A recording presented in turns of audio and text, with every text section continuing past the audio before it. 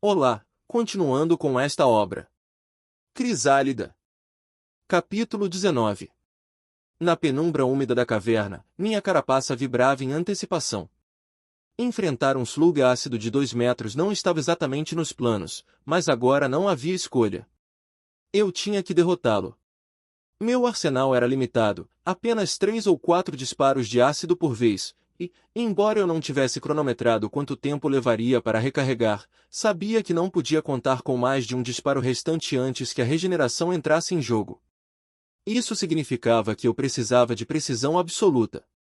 O slug movia-se preguiçosamente, mas cada centímetro percorrido exalava ameaça.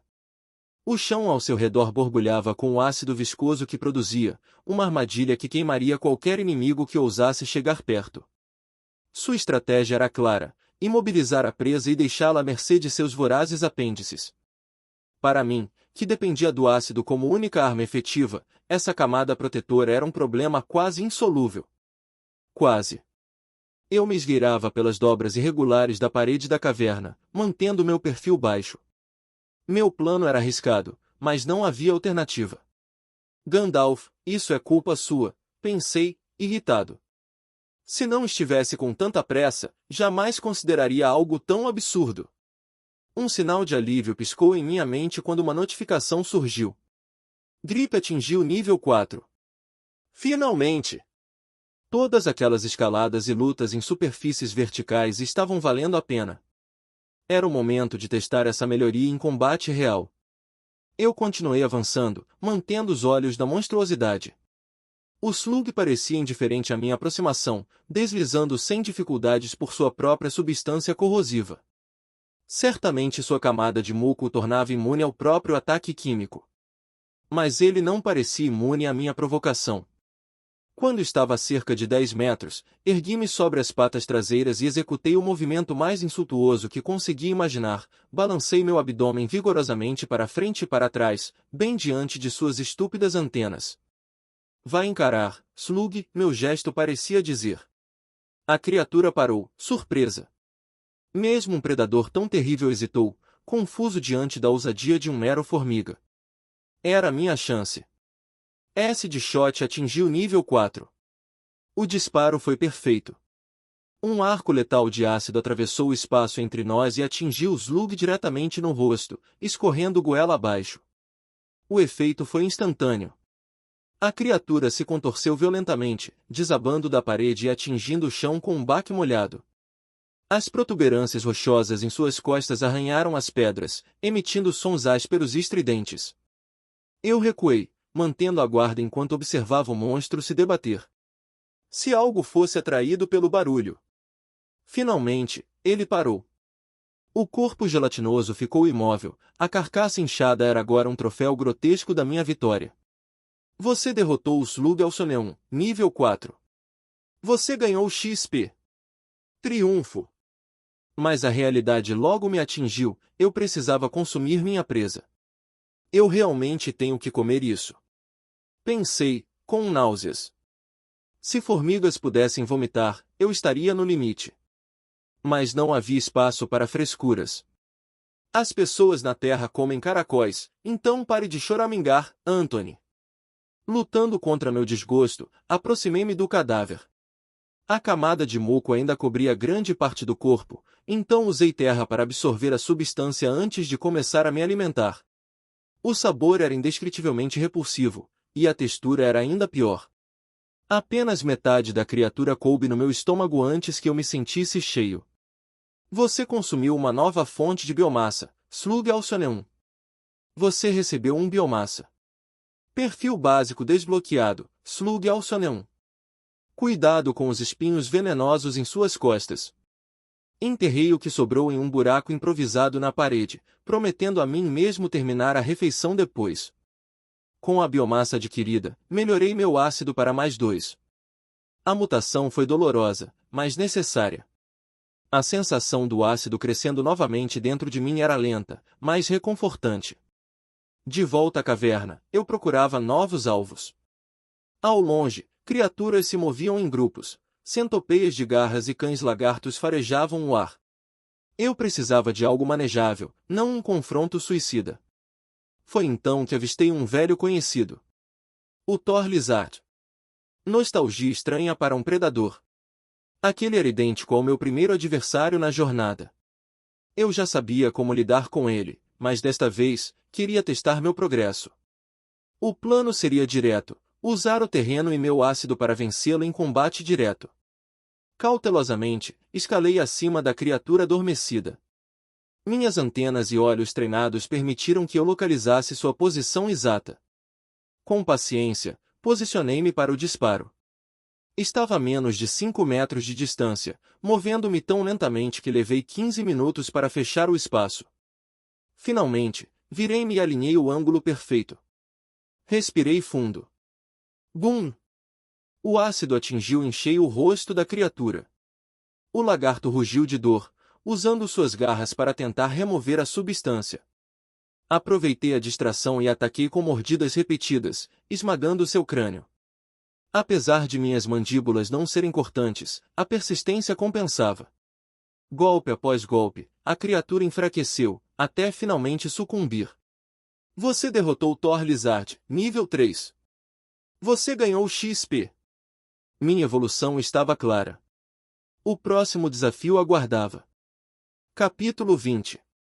O silêncio era um luxo que o comandante Titus raramente conseguia desfrutar nos últimos dias. A expedição havia sido uma surpresa, fora do cronograma habitual, e as preparações necessárias pareciam infinitas. O súbito envolvimento dos guardas pessoais da rainha fora inesperado, mas extremamente útil. A legião esperava soldados de linha de frente para preencher as lacunas, guerreiros competentes, mas longe da excelência e disciplina dos guardas. A presença deles acelerou significativamente os preparativos. Em suas armaduras polidas como espelhos, eles traziam uma autoridade incontestável, exigindo agilidade em nome da rainha. Titus, no entanto, sentia que o ritmo acelerado apenas mascarava o peso crescente em seus ombros. Ele acariciou a superfície da mesa de pedra em seu escritório, apreciando a textura robusta do pedramadeira, um material raro que crescia como uma árvore, mas sólido como rocha. A mesa, um projeto pessoal, era um lembrete de sua determinação. Sua mão deslizou para a parte inferior da mesa, tocando uma seção específica. Com um clique suave, um compartimento oculto revelou um pequeno estojo forrado de tecido, contendo 6 frascos de vidro com tampas prateadas. 4 deles brilhavam com um líquido azul que iluminava o ambiente escuro. Com um suspiro, ele arregaçou a manga, expondo círculos concêntricos de símbolos intrincados gravados em sua pele. Pressionou a tampa de um dos frascos no centro das marcas, ativando um processo que fez os símbolos girarem e brilharem intensamente enquanto o líquido se esvaía.